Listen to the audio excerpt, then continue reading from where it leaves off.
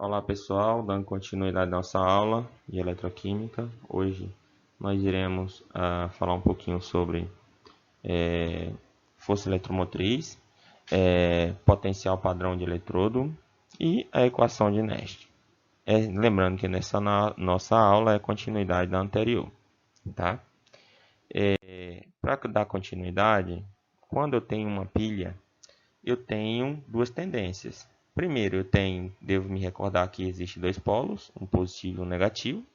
Um chamado ânodo, que geralmente empurra elétrons para o circuito externo, enquanto que o cátodo, tá? Ele puxa elétrons do circuito externo. A FEM, ou seja, a força eletromotriz, é exatamente essa diferença de forças associada tanto ao empurrar quanto ao puxar elétrons no circuito externo. Vale aqui mencionar que as pilhas formadas por diferentes sistemas ou metais, tá? Ou elementos, elas possuem força eletromotriz diferentes. Isso é natural, tá? E é a tendência que se espera.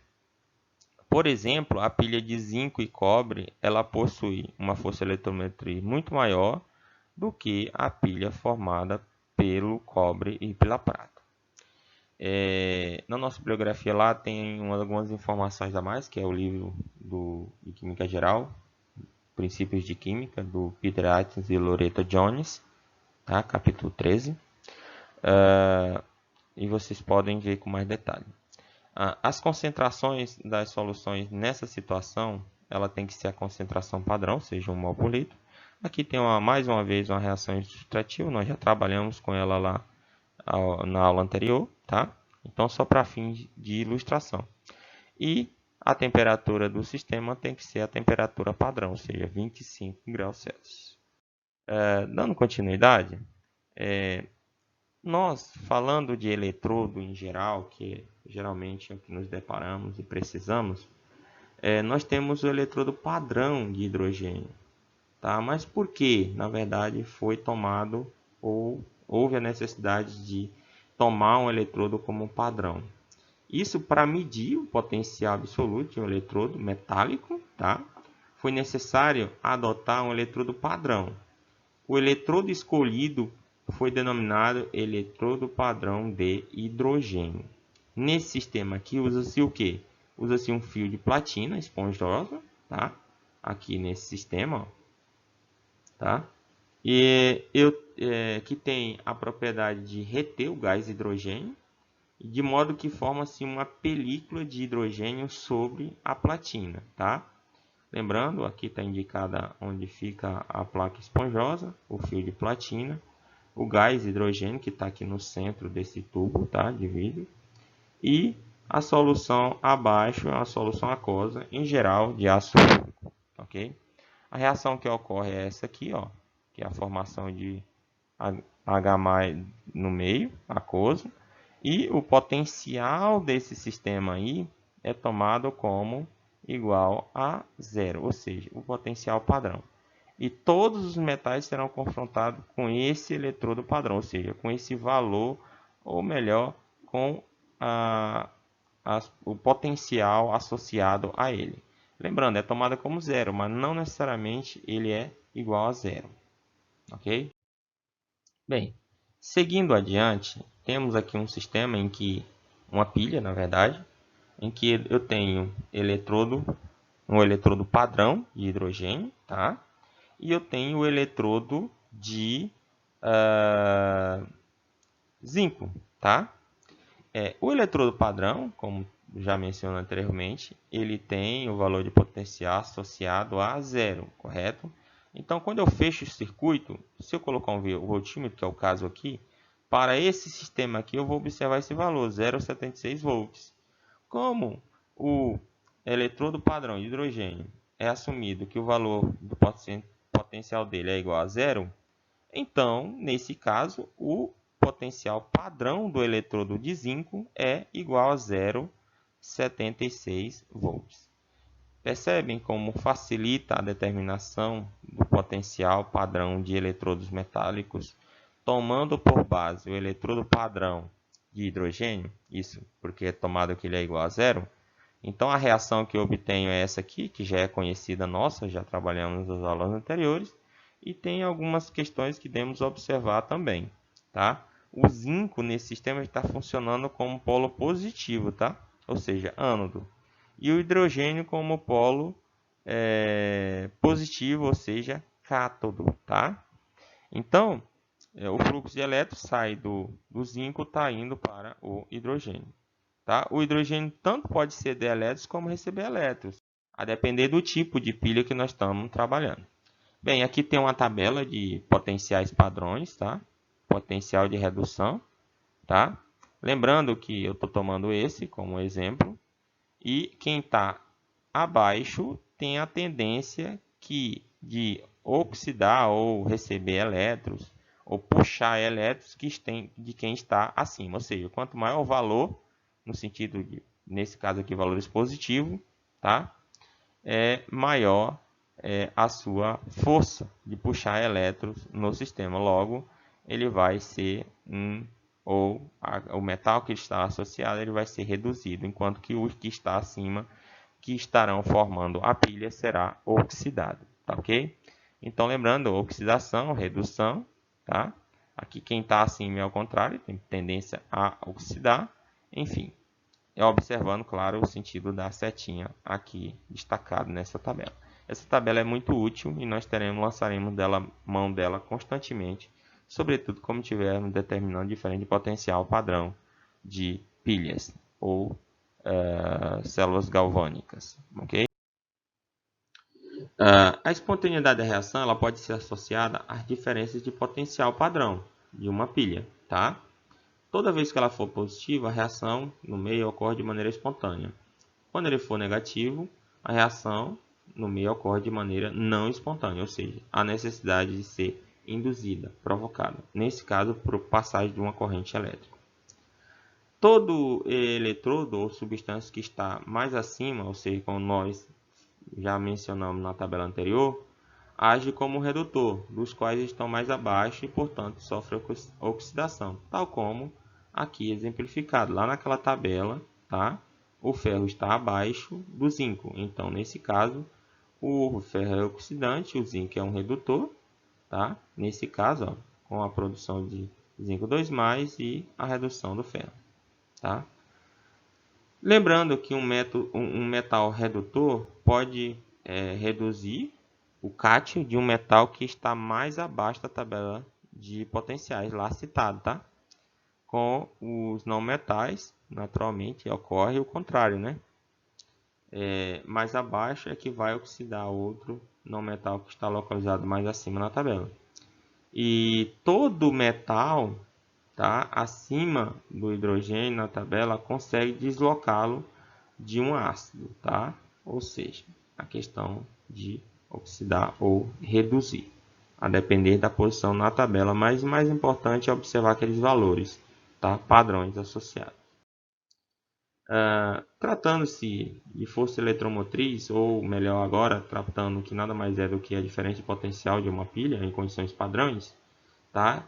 Ela é a diferença entre o eletrodo padrão do oxidante, ou seja, do cátodo, pela o potencial padrão do redutor, ou seja, o ânodo, ou seja, aquele que fornece elétrons.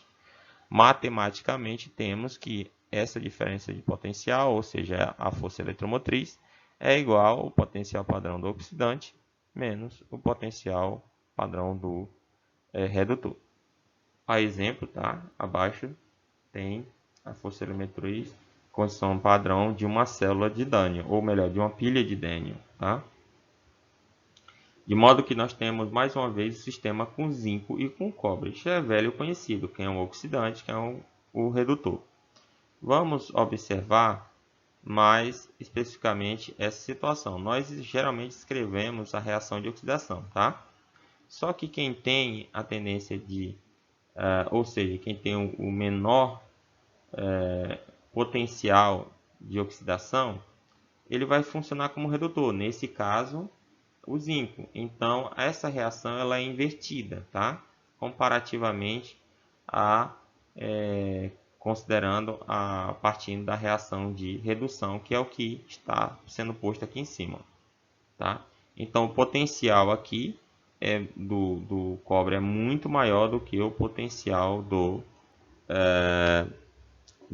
zinco, tá? Por isso é que o zinco vai ser o agente redutor e o cobre vai ser o agente oxidante.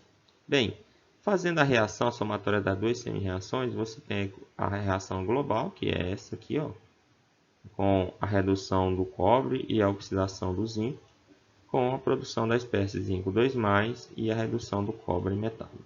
Tá? Fazendo essa diferença, a diferença é mais 1,10 volt, ou seja, o processo que nós estamos aqui a descrever, ele ocorre de maneira espontânea. Ok? Tá, mas aí a questão da variação do potencial de célula com a composição, ou seja, com a variação da composição, ela é um fator importante e pode ser expressa através da equação de Nernst, tá? Lembrando, para descobrir como o potencial de célula depende da concentração, nós temos que lembrar que o potencial é proporcional à energia de Gibbs, tá? E já sabemos que a variação da energia de Gibbs da reação varia conforme a composição no sistema.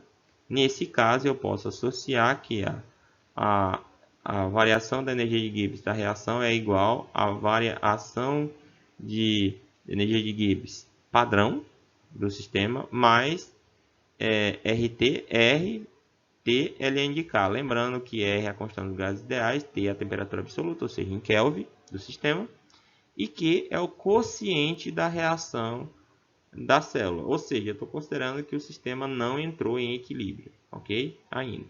Então, só rearranjando aqui, então fica ΔGR igual a NF da célula, que lembrando que o ΔG padrão é igual a menos NF da célula, no caso, o potencial da célula padrão.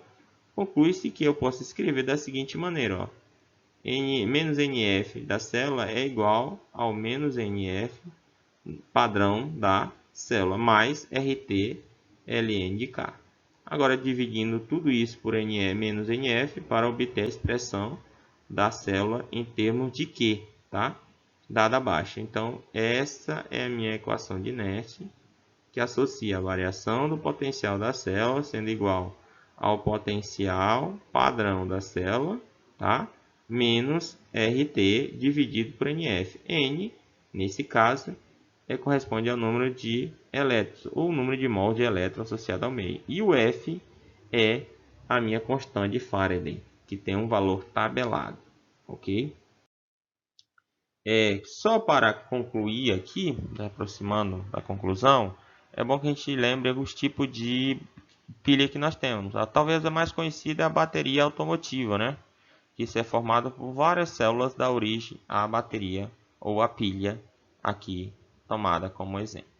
Nós temos as pilhas de Leclanché, que são aquelas baterias em 9 volts que nós encontramos aí comercialmente, tá? Aqui exemplificado. Nós também temos as pilhas alcalinas, que talvez sejam as mais conhecidas e mais utilizadas. Também temos a pilha de mercúrio, essa aqui não é tão popular, mas no entanto segue o mesmo princípio, formação em semicélulas, muda-se apenas a composição, tá? E nós temos a pilha de níquel e cádmio, que são aquelas recarregáveis, tá? E por fim temos a pilha que envolve o lítio. Nesse caso aqui o exemplo é uma de lítio iodo, utilizada em equipamentos médicos, ok? E por último nós temos a pilha, ou melhor, o tipo de pilha que é a célula combustível. Tá? Essa aqui está mais em forma de protótipo, ainda não é tão difundida e usada, tá? Mas é tomada como exemplo. Bem, a eletrólise, rapidamente falar da eletrólise, é o inverso, no caso, das células galvânicas, ou seja, a célula eletrolítica, tá? Ou a pilha eletrolítica. É uma reação que é provocada por uma corrente elétrica. Nesse caso, nós temos a eletrólise do NaCl, tá? Nesse caso aqui, nós passamos a corrente por água, nós ionizamos a água. Há a produção de H+, e OH-, tá?